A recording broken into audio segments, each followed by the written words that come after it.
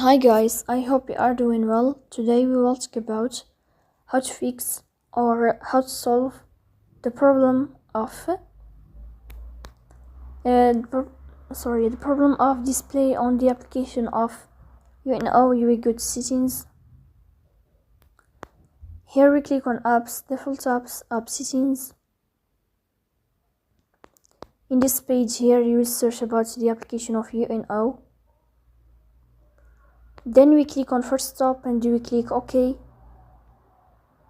Here you will enter to the window of storage. Then we click on Clear Cache.